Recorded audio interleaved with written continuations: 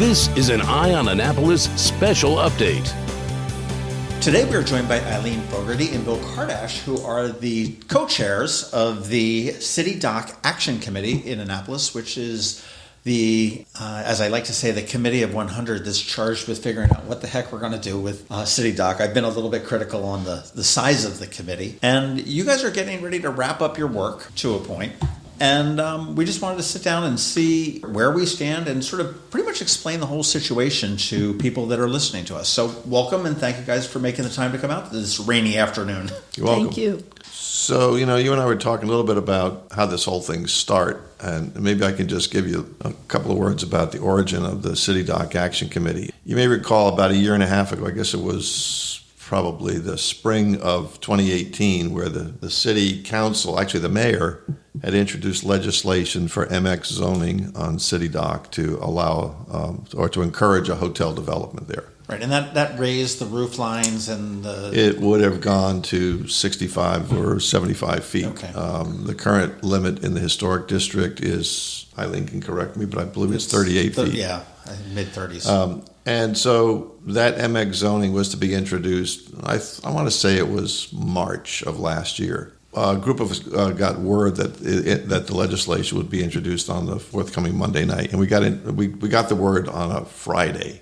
as I recall, and it had just hit the agenda. And so in a flurry of phone calls, we were able to get probably about a dozen people to, actually we had a pre-meeting on a Saturday morning for us to basically get our ducks in a row as to what our testimony would be. But long story short, about a dozen people showed up at city council meeting and in rapid fire succession testified that changing the zoning to MX zoning was a bad idea. And everybody had a different piece of it as to why we thought it was a bad idea. So once the testimony was over, the legislation was introduced and there was call for a second motion, and no one on the council would second it. So it basically iced that legislation moving forward. And that kind of kicked off the whole episode of what's going to happen to City Dock, what's going to happen to zoning, and what potentially could happen there. It was during that period of time, March, April, that the National Trust for Historic Preservation got wind of this potential change. And there are a couple of people who are involved with, I want to call them kind of field representatives for National Trust, who live in Anne Arundel County and were following this thing and tracking it. Every year the National Trust has a thing called 11 Most Endangered Cities. And so they put Annapolis, City Dock Annapolis, in the mix for that. Sort of a funny story on that. My daughter went to American University, and she was interning with Historic Annapolis during that whole fiasco. And another one of her friends at school happened to be interning with the National Historic Trust.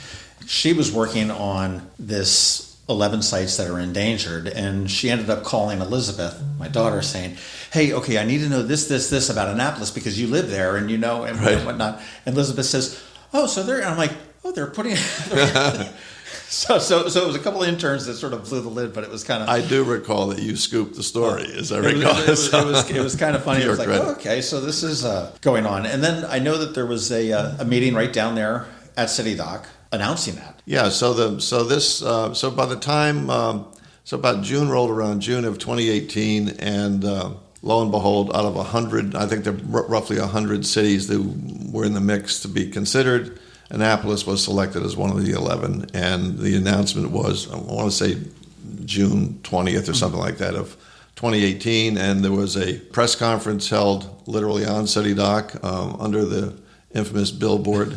And the mayor was not invited to it. This was basically the National Trust and HA having this press conference, and the mayor showed up and was not too happy about the whole thing. But since he showed up, we decided that we would let him say something, and so he did, and he was not particularly pleased that this whole announcement had been made. It was relatively an embarrassment for the city, and that kind of kicked off this whole what's going to happen to City Dock. So after the meeting, there was tension between the mayor's office and HA in particular about this whole thing.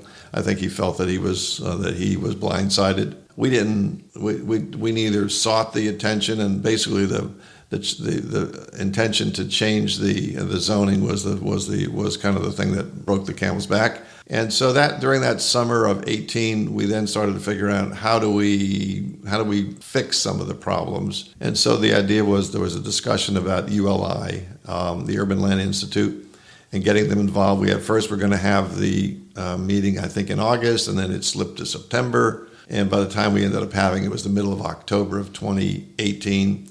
Urban Land Institute then puts together what they call a technical assistance panel, and they handle the whole thing. We came out of there's a DC segment of the Urban Land Institute. There's also a Baltimore chapter, and so we came under because of our proximity. Came under the Baltimore chapter. Bryce Turner from BCT Architects was selected as the chair, and they actually the chair and his immediate team pick who the experts are. And as I recall, there was a dozen or so experts in various disciplines. In various disciplines. Traffic and the traffic and resiliency and parking and architects and a whole gaggle of people. And they come in they basically parachute in for a two-day session where they kind of a crash course. There was a little bit of prep before that, but they come in for a crash course, take a look at the city, analyze the problems, and over the course of 2 days, they come out with some recommendations based on kind of, I don't want to say shoot from the hip, but they're basically broad brush questions and broad brush comments. And so we had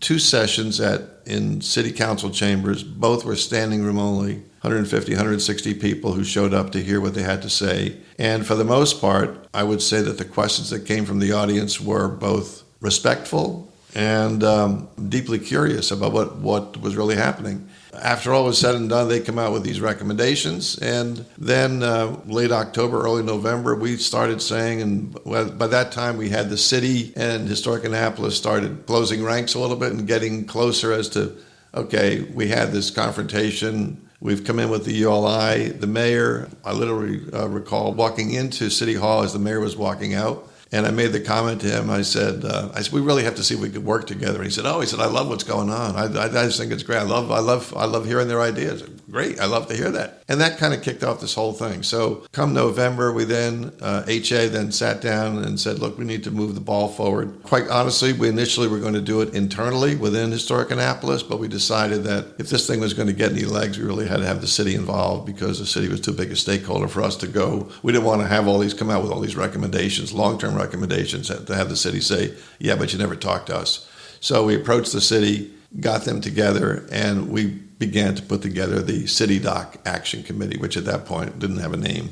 As we were looking for members of the City Dock Action Committee, the first thing was we needed somebody to lead it. And the rest of the crowd stepped back, and there you two were.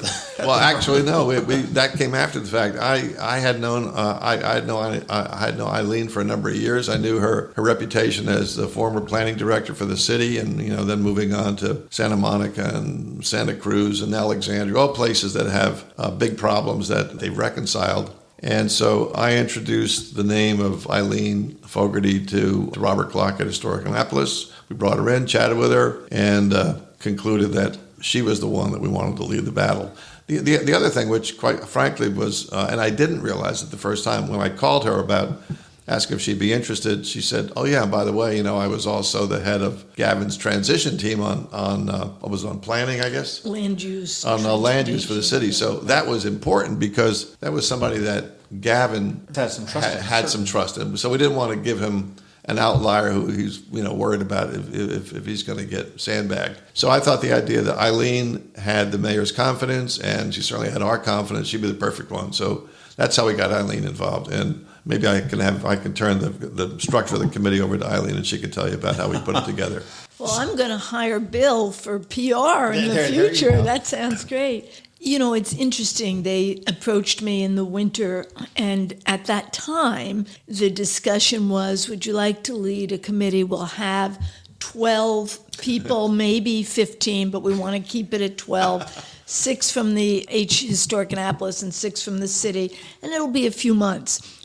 So that was basically last December, January. So what turned out to be a positive is as people started to get identified, to be part of the committee. And the actual City Dock Action Committee is about 20 people. But in looking at it, I think the mayor, Historic Annapolis, initially, particularly the mayor, wanted it to really be inclusive. So you had people from the arts community, people from the music community. We had, of course, designers and architects and landscape architects, people from the business community, city dock businesses, the residents, Ward 1, but not just Ward 1, throughout the city, preservationists, environmentalists, biking enthusiasts like Alex Klein from the Planning Commission, parking people. So as this started to grow and was getting up to around 40 or 50 people, we talked about the fact that if it was going to be that large, then let's make sure we have the expertise in all of these areas. And then Historic Annapolis and the mayor identified, let's say, a specific parking person who had a tremendous amount of expertise in downtown parking. Yes, so we wound up, I think the number is 92. Right. With 92 people. And while initially it was daunting, I looked at it as, well, this is no different than if you have a department of 100 people. And I've had departments of a lot larger. So we'll structure it like you structure a department. We broke it into teams for all of the topics we felt that A, we need covered, but B, that we had the expertise for, sure. And then went through the teams and identified, mostly from the initial action committee, team leaders. And so each team has a team leader. The parking team has a team leader, Ian Pfeiffer. The residential community team has two team leaders who are both Carl Larkin and Mark Millet, both members of Ward 1. So the design team had team leader Bryce Turner and Leo Wilson, who was local. So we structured it that way, and it really turned out to be fantastic. Because if you think about this is talent that no city this size could ever afford. I throw out numbers like 500,000, but I think that's a very low number on what work each of these teams have done. So when we started, we've had the whole group together for action committee meetings, and we'll have, I think, 5 of them. But then the teams for the first 2 months went off on their own. Each team researched, did analysis, and put together, interviewed people, did surveys, and then they would bring back and report out to the entire group. Sort of what the ULI TAP people did, but on a more focused level. Very focused level, yes. Right. And with much, ULI did it for 2 days. We brought, the first meeting we had was March 20th, and we will be going to City Council on the 19th of December. So you're looking at around a 10-month pretty concentrated effort. To be able to do it. Yeah. Well, where do all the players fit in? Okay, we've got Historic Annapolis, which is a nonprofit within the city that sort of oversees a lot of the way Annapolis is and coordinates with the National Trust for Historic Places. And then you've got the HPC, which is the construction, I guess, aspect of it, So the way I describe it to people, because we frequently get confused. People, I get calls from people, complaining about they can't do something to their house. Right. That's not us. You have to go talk to the HPC, Historic Preservation Commission, which is part of the city Department of Planning and Zoning. It's a function within Planning and Zoning. Okay, so Historic Annapolis is a nonprofit organization, like any other nonprofit organization. Our interest is in historic preservation, predominantly within the city's historic district. We currently manage 11 properties for the state of Maryland. So the state acquires some of these historic properties and gives them to Historic Annapolis to manage. So, and then we own 2 properties on our own. And when you say we, you're the chairman of I'm the chairman of Historic. Okay, as well. Yeah, I'm talking about Historic Annapolis and the city. So Historic Annapolis is, our funding sources are, with kind of nice, neat, tidy ways. We're about 1/3 state funding, 1/3 event funding from events that we sponsor, and a third membership. Okay. Just some membership and development. But for instance, currently, the past couple of years, a couple of years ago, the state acquired the James Bryce House, a 1770 house that they acquired from the Masonry Institute, which had it as its home for 20 years. And that house, that property, which is currently where HA offices are, but will soon change, is undergoing if we get our ultimate plan, a state-of-the-art restoration that will take it back to its 1770. Yep. And that's all predominantly, a large chunk of that is state money that's coming in to fund. And also there's some private money that goes into that as well.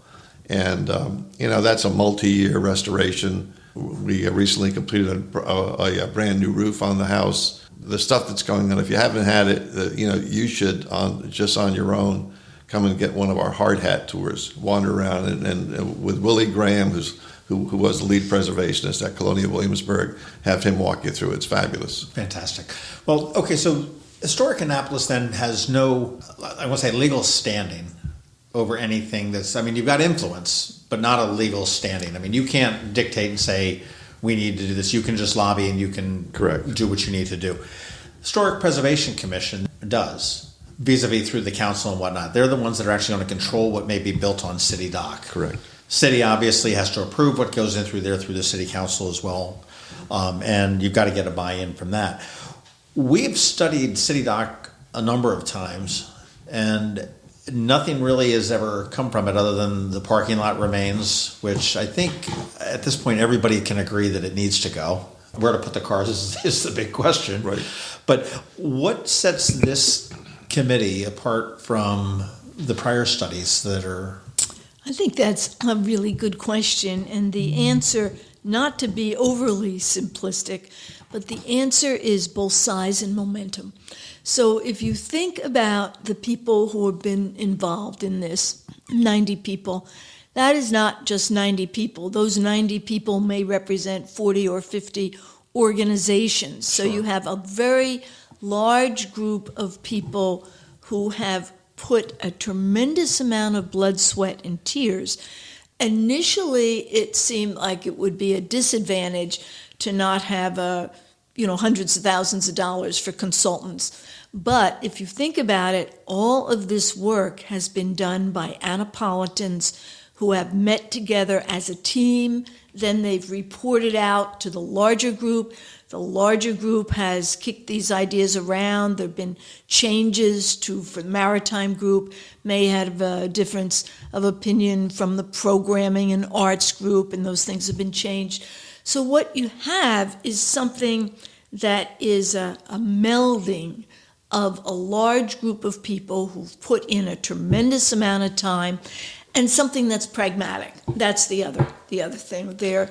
We tried to involve all of the major stakeholders to make sure that these ideas were not ideas that could, never get wings. So it's pragmatic, so there's commitment, there's momentum, there's energy, and then the other piece is that we had just amazing work out of the design team.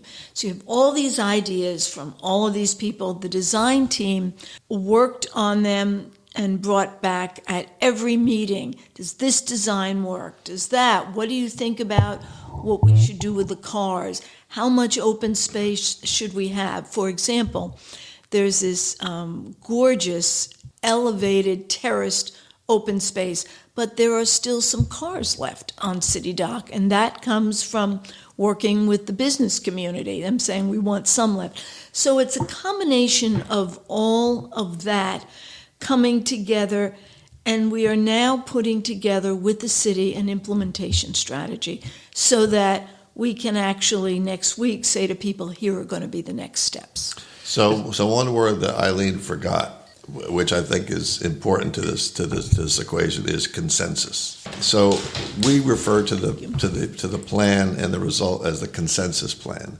because as she was describing, you have business interests in and around City Dock who have their own concerns about parking. You can't take away parking without it affecting our business. You take away one space, you're going to kill us. And so to get a consensus from those people, say, all right, look, we are going to move parking, but the plan is parking will be compensated for somewhere else nearby.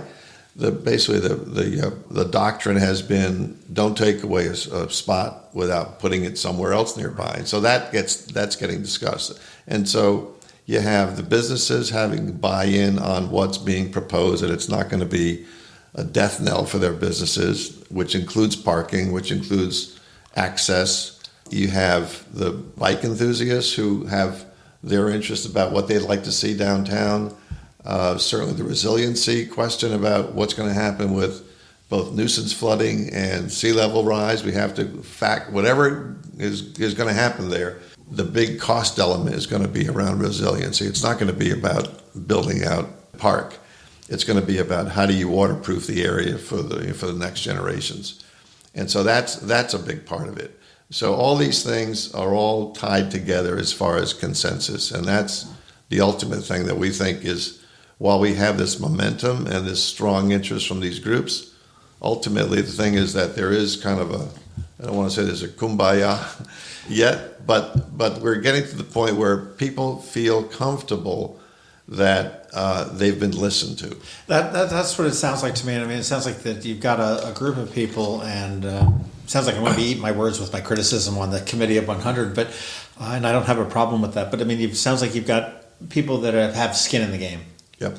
If you will, which I think is very important, as opposed to somebody that just has a specific agenda. I mean, if you're dealing with residents that can sit there and say, okay, just the little resident that lives on this little back street says, hey, this is an issue, and be able to be heard. So to go to your question, which was why is this thing going to go any further, when you take a look at the prior plans for City Dock over the past 20 years, it's involved outside consultants who come into town and work with planning and zoning to come up with an idea that everybody's supposed to love. You know, this is a town where people get deep into the weeds. They want to be involved. They want to have an interest. And so we've given them an opportunity to be heard. Quite frankly, when it first started, I thought this was going to be chaos because you're going to get all these different voices, and how do you bring the whole thing together? Eileen's an expert in working with all these community groups over the years. She's spent a lifetime in trying to bring disparate voices together so that everybody feels they're heard. And it's actually been working out. So, you know, the good news is we think we have something that's marketable in the sense of getting the next level, which is how do we get something to happen. Well, what's it look like now? Where does the plan stand? One thing I wanted, and Bill was correct, that the biggest issue in what we call this is the consensus plan. Another factor which I think is making a difference for the entire residential and business community is the urgency. If you noticed at the boat show had to close down on Saturday afternoon because of the flooding. Mm-hmm. So everyone can see that this is not 30 years off, that this is now, and we have to address the resiliency and the flooding. We no longer have the luxury of ignoring it. Yeah. Right. Yeah, it can't happen to me. That's not a valid excuse anymore. What does the plan look like right now?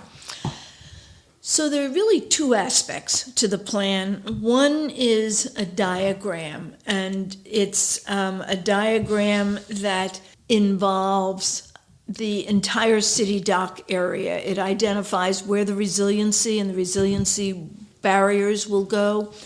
It shows a large, it's really transformational. There's a terraced open space area where people will have views of the bay. They'll be above the cars, so they'll have these spectacular views, and they'll have a larger activity area, whether it's for events or for people just coming with their family. There's, of course, a continuous walkway.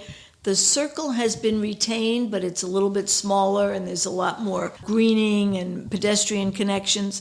And then the area next to the park is going to be a flexible space, as is the area behind the market house. In other words, they'll be bricked, they'll be landscaped. You can drive there, you can park there, but you can also turn it into an activity area. Well, I mean, the market houses and that market space has done some events over the last 6 or 8 months that have been very well received. Yeah, absolutely. And, I mean, the boat show threw their 50th anniversary party there that was phenomenal.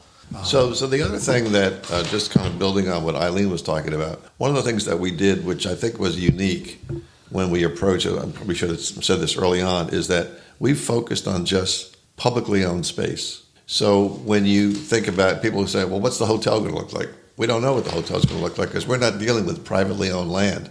We're just dealing with publicly owned space because that's the only thing we have any direct influence over.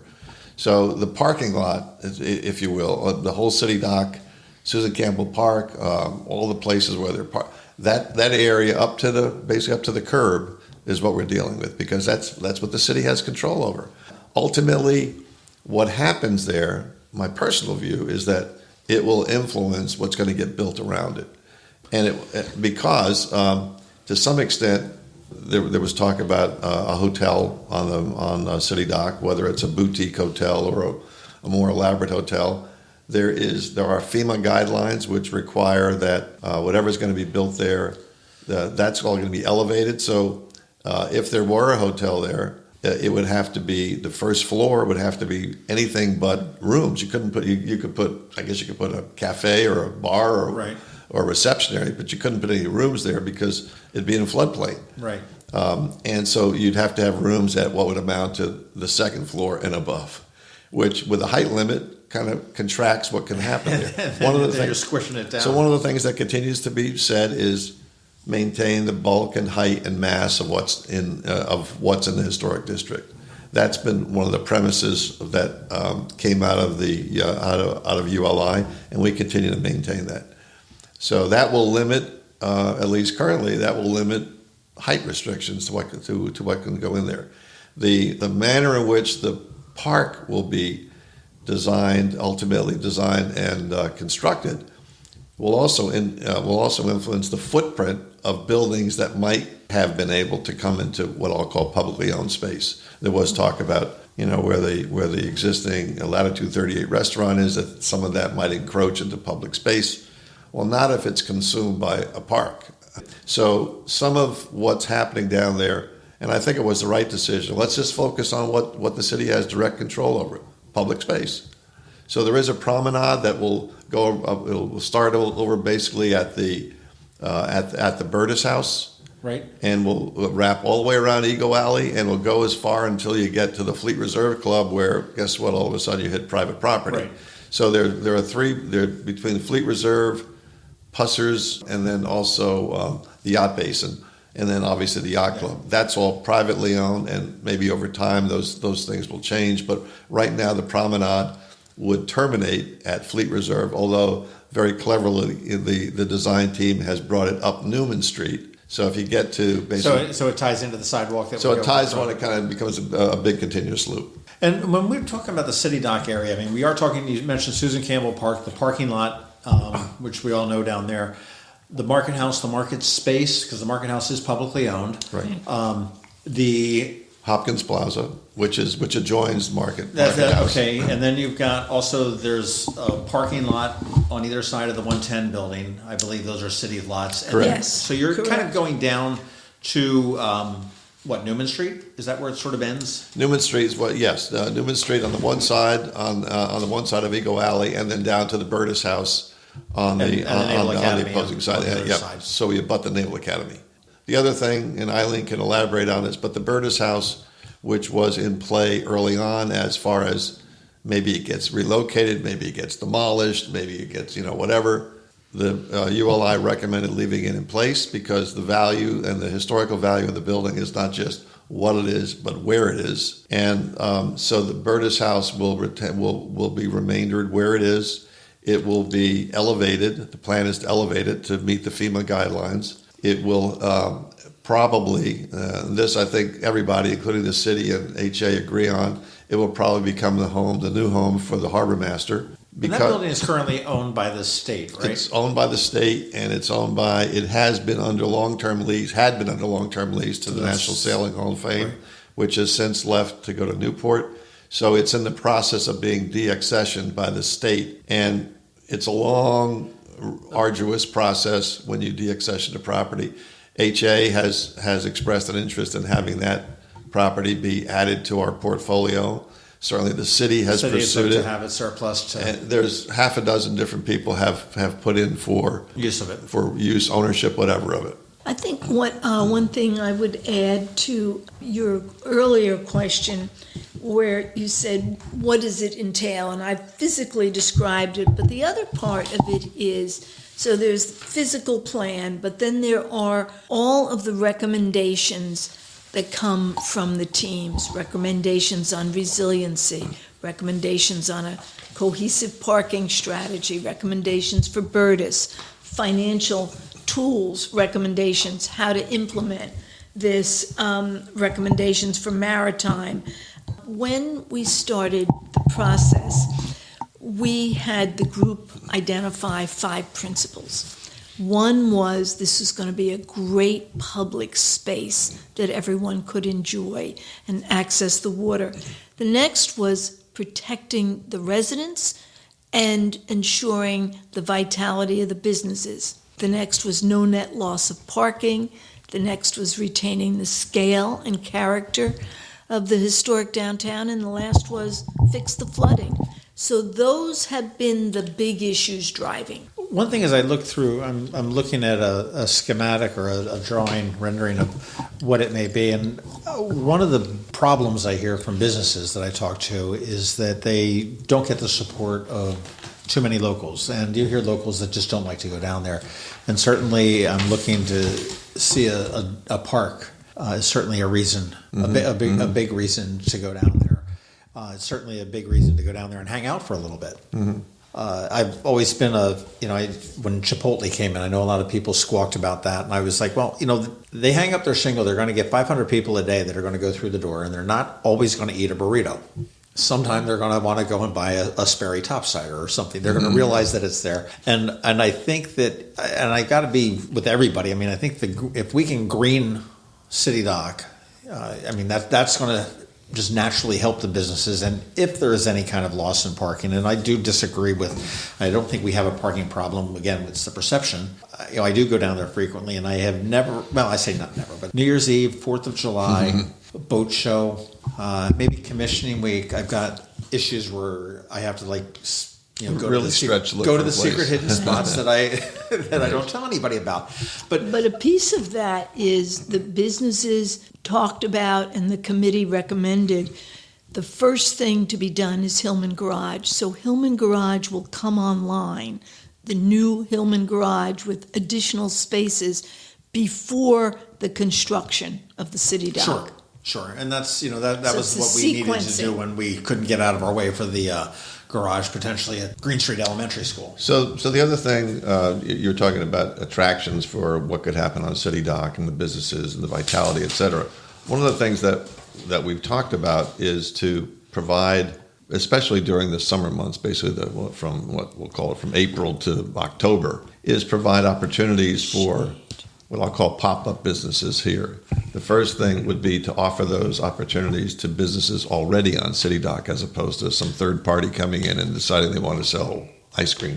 Well, there's ice cream stores there that we would provide opportunity for them to do that. So this isn't just meant to be a park where you could go down and wander around and walk your dog. This is more meant to be a place that would attract people down there. So we want to get people on City Dock, even to the point of, one of the things we're talking about is doing something with a boat basin over by the Burtis house where there may be crab vessels in there, crabber boats in there, right, oyster boats in there, maybe historic boats in there. The idea of bringing in whether it's the Pride of Baltimore, the Lynx, or the or some of these boats coming in. But the idea would make it an attraction where you'd go down to, let me go down and see the Pride of Baltimore. Let me go down and see the crabber boats. And to also use the Burtis and the area surrounding Burtis for interpretive purposes. So this isn't just, let's go down to the harbor master's office. We go down and maybe there's a display or an exhibit about watermen. Anything to get people, not just tourists, but to get, or visitors as the term of art is, to get the visitors to come down. They would also get locals who would have an interest in coming down. So that's kind of the idea of how to re-energize City Dock, and we think it's a good plan. This, by the way, whenever I use the term plan, Bryce Turner says to me, as an architect, I don't want you to refer to it as a plan. This is more of schematic design. This is a design, because this plan, if you will, is still in play. It's still subject to refinement. What's going to be put out will ultimately be influenced by, the city, a month or two ago, put out an RFQ, request for qualifications, to anybody who wants to respond. And they've aggregated the reconstruction of Hillman and the redevelopment of City Dock in one big proposal. And those proposals are due in November 7th, I believe. And what they're going to do, they're basically out there on a fishing expedition to see if there are contractors or teams of contractors who want to team together to A, rebuild Hillman, and B, rebuild, not just rebuild, their term is build, design, manage the works. Some of that would make sense for the garage. I'm not so sure how that plays into managing what would happen on City Dock. But the bottom line is that those requests for qualifications will identify corporate entities who are capable of building and financing, and it's a big deal. Once they have the request for qualifications, they'll then select. They'll then go into requests for proposals, which will go out probably sometime in early January, late January. Do you guys have any concept of dollar-wise for the replacement of Hillman and the City Dock? I mean, is that anything that's coming out of it? Generally, the belief is that Hillman parking garages tend to be money makers, and the belief is that it will not be difficult for the city to identify a very financially feasible approach for Hillman in terms of people be interested in coming in to design, build, and manage Hillman. The issue then is for the City Dock when itself. When you say design, manage, or manage Hillman right now, would that be as they would presumably take like some sort of an equity stake in the garage?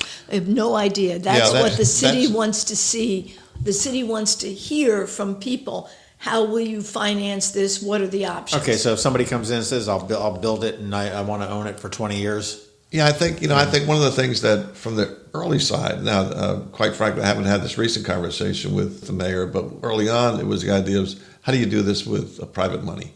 How do you do this without the city having to have, obviously, this project is way, way, way, way beyond let's raise taxes and pay for it. This is serious. Ultimately, my guess is this is in the whole redevelopment. The relatively small piece of the pie is the reconstruction of Hillman, the rebuild of Hillman. The number that we have put out there for this, just this that you see, is we're looking at $50 million. $50 million for what I would consider the City Dock.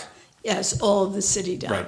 So the number for Hillman, it depends on what you want it to be. If you want it to be a garage only, where basically a prefab bolted together type garage. So this is what, in talking to the architects, they tell me if you keep it above grade, you're probably talking $17,000 to $20,000 a space. Okay. If you go below grade, like at one point there was talk about a subterranean garage, it can go as high as $70,000 because you're dealing with water table issues. Right. I think at this point, the reconstruction of Hillman is, the city talks about a couple of different things. One is a straight up garage, and the second one is a garage that would be convertible or retail and residential, or repurposed into commercial space, commercial or residential. 20 years from now, when there's less use for a big garage. And the number, the current Hillman garage is 415 spaces, plus or minus a couple. That garage is almost 50 years old, so it's probably outlived its useful life. The talk now is a garage that could be as large as 700 spaces, which would, almost 300 spaces more. Well, I know that the city is, under ideal circumstances, would look for a public-private partnership to do this. If that does not come to fruition or come with the terms that are attractive, I mean, what happens to this plan? Does that go into the retired plan closet? No, the city is going forward with Hillman, and nobody sees that as an issue. There are going to be plenty of firms that want to work with the city on Hillman. And the other piece is that the city is looking at and have met with the county about creating a financing authority for the larger city dock. So they are identifying ways to go forward with this. The City Dock Action Committee has what they call a financial tools team, and you have people with a tremendous amount of background, such as John Hammond, Larry Shabnell, Elliot Powell on that group, and they have been working with the city manager, and now the city has met with the county on the idea of having a financing authority. That's a very exciting and encouraging, because it really does take this to a new level, because as I expressed early on, this is far beyond let's just raise taxes a couple of pennies and pay for the city dock. This is not what this is about. This will involve certainly state, county, maybe federal money, and to some extent, and obviously the fact that we're the state capital doesn't hurt. There is also, I'm told that there's federal funding that could be available because a lot of facilities in cities where there are military facilities, there are federal funds related to making FEMA funds that are available for helping to protect on resiliency.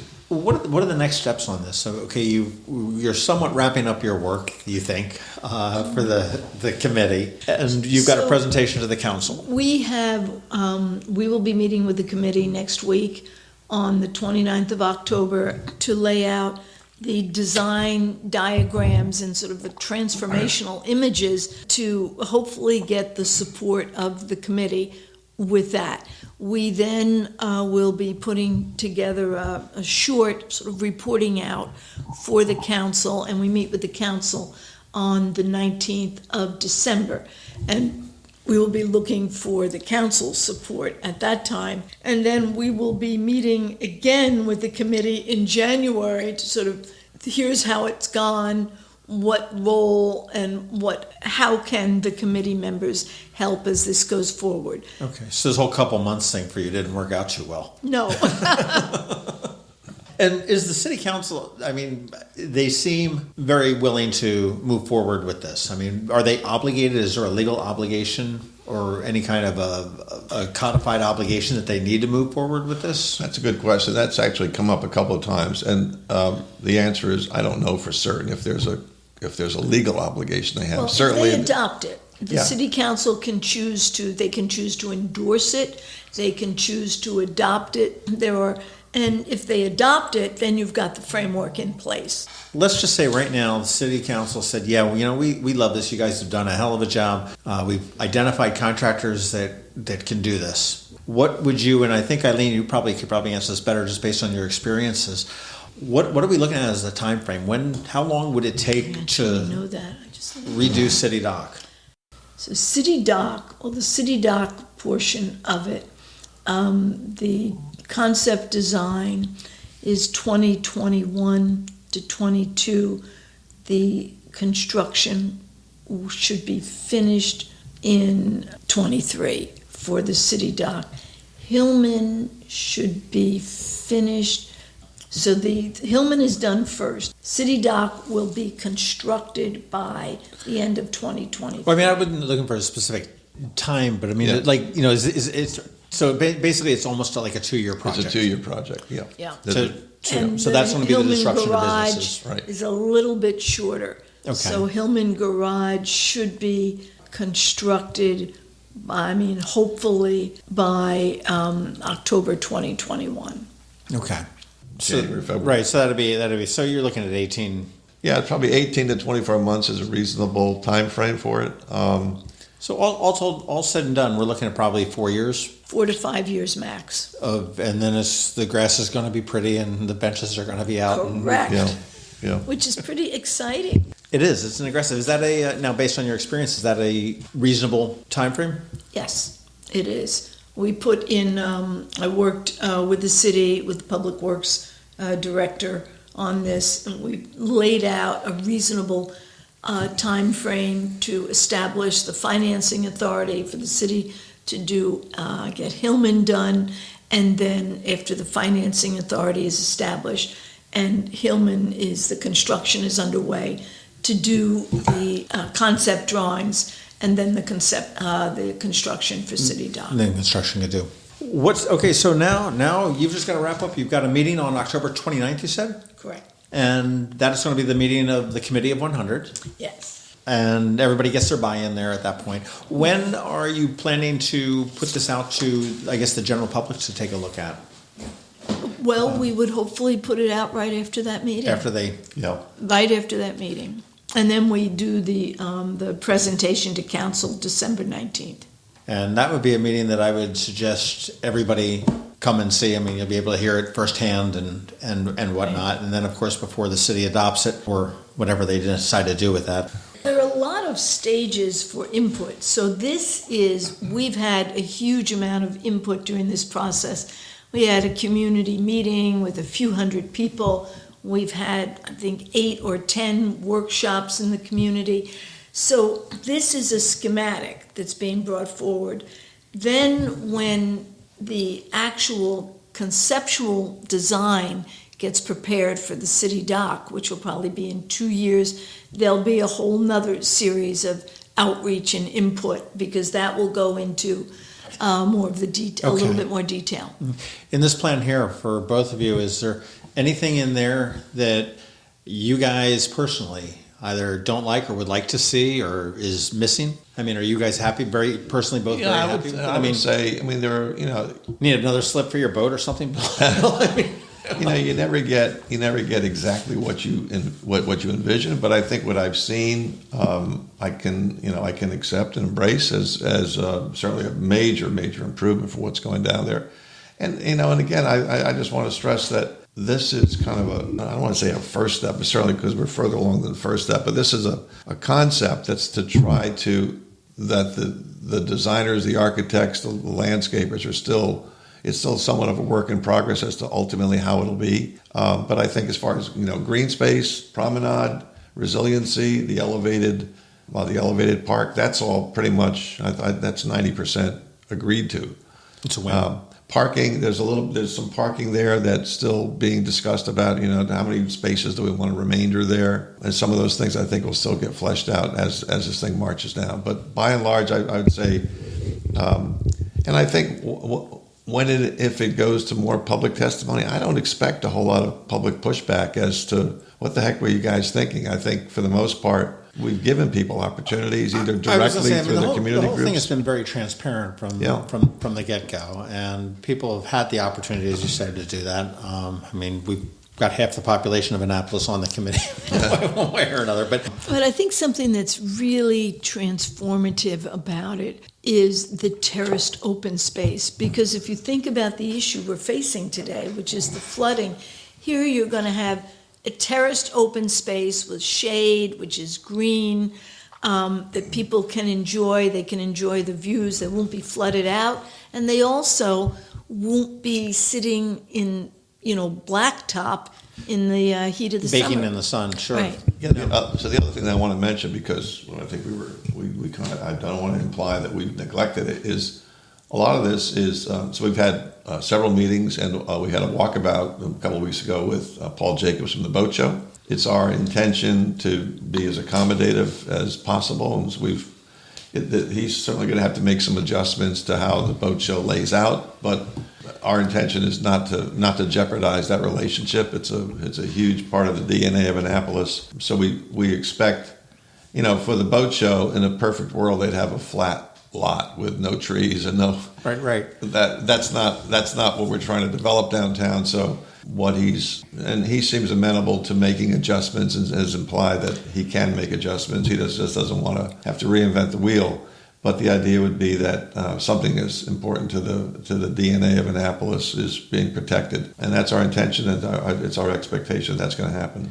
Well, it is. And Paul's been very good about making adjustments, and he's had to since. I think he's been very reasonable as far as, he built the whole platform. Unfortunately, this time around it wasn't high enough. Well, we had this time around the weather just didn't comply. It was the perfect storm. Yeah, literally.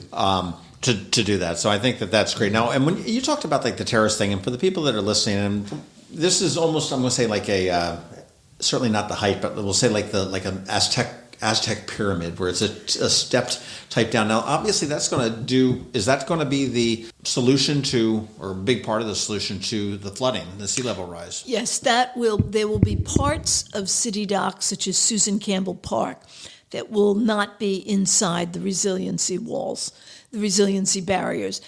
The new open space public park will be. So that whole area that we described will have resiliency barriers, and then it will also be terraced to address the flooding. And it's designed to, they've talked about 100 years from now as far as the sea level rise, and I think the number was 3 foot in 100 years or something like that. Are we looking forward to 100 years when we're looking at that? So one thing, just to clarify, this elevated park, if you will, that we keep talking about, we don't want to imply like you have to take steps to get up to the top of it. This is, as was described by the architects, is probably 4 feet higher. If you were standing there now, just imagine 4 feet, which if you're 5 feet tall, it's kind of like up to your shoulders, Yeah, so it's like a bump. Yeah, so the idea is that it'll be, and that's to comport with what's happening with elevated sea. So we don't want to build a barrier, an 8.5 foot. The sea level, the Naval Academy, I'm told, is thinking about 9.5 feet or 9.3 feet. That would be you wouldn't even see the water at that point. So these things are going to be done in stages over time. So I don't think anybody's expecting, and actually the committee really isn't addressing sea level rise in the point where you'd say, let's solve the problem for 100 years from now. It's going to be, let's solve the problem for the next 25. And then, so whatever they're going to try to, I think, and this is going to be once they put out the RFPs, where these engineering firms come in and propose, whether it's an add-on series of walls where over time you could continue to build up, water goes up and you continue to build up. Those are engineering questions which really haven't been addressed in the United States. Whenever you see things, they're always talking about what the Dutch have done, and they've got floodgates and all sorts of stuff. This is not I think in the U.S. it's relatively a new art form that people are having to deal with. So quite frankly, trying to find experienced construction and design firms for that, I think within the U.S. is going to be tough. It's going to be certainly it's going to be new territory for them. Well, 2 dates that you need to remember: October 29th, and where is that going to be, Eileen? City Council chambers. Okay, and then December, the City Council meeting will be the first one of December. December 19th. I believe it's the only one in December. That's right, because they've got the holidays are coming up and everything else. And then in both cases, of course, these things are broadcast on both Verizon and Comcast, so people who can't get there can 34 and 100, and then the city does put it up on Facebook Live too, right, which is really neat. Well, Eileen Fogarty, thank you very much. Thank you. Bill Kardash, as always, thank you very much. I've learned an awful lot, and hopefully I think this has sort of opened up to everybody that's listening and gets a better understanding. I'm excited about it. I think it's a good plan. I think I think any plan is a good plan, just other than what we have here as it is right now. And that's for the people that use City Dock, the people that love City Dock, the businesses that surround it, and it seems to really address pretty much everything. And then you've got the sea level rise and the nature that we need to deal with. And I'd be remiss in saying that I can't imagine the amount of work that you two have put into this and over the years. And it would be years team, with the plural. It will be years, but it's also the mayor, Robert Clark, and that team of 92 people. On behalf of myself, and certainly I think everybody that lives in the town, I would say that, thank you for that. And I think I'm excited to see what comes out of it. Great. Thanks a lot for the opportunity. This has been an update from Eye on Annapolis. Please visit us at eyeonannapolis.net. Follow us on Twitter at Eye on Annapolis. And be sure to subscribe to our daily news brief podcast, which is delivered every Monday through Friday to your phone or device at 7 a.m.